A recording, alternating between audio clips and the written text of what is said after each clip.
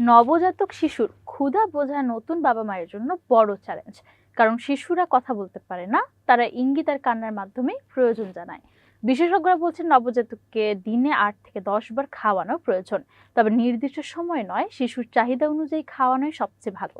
কান্নার আগে শিশুর ক্ষুধা কিছু লক্ষণ দেখা যায়: মুখ খোলা বন্ধ করা, মাথা এদিক ওদিক ঘোরানো, হাত মুখে নেওয়া বা আঙুল চোষা, এসব সংকেত দেখলে দ্রুতই খাওয়ানো উচিত। তবে সব কান্না ক্ষুধার জন্য নয়, পেট ব্যথা, ভেজা ডায়পার বা ঘুমের কারণেও শিশু কাঁদতে পারে। তাই খাওয়ানোর আগে কারণ বোঝা জরুরি। শিশুর দ্রুত বৃদ্ধির সময় দ্বিতীয় সপ্তাহ, ষষ্ঠ সপ্তাহ ও 3 মাসে তারা বেশি খেতে চাইতে পারে, যা স্বাভাবিক।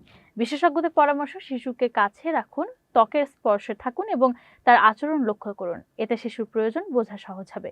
অতিরিক্ত খাওয়ানো থেকে সতর্ক থাকতে হবে। সঠিক সময়ে সঠিক পরিমাণে খাওয়ানোই নিশ্চিত করে শিশুর সুস্থ বৃদ্ধি।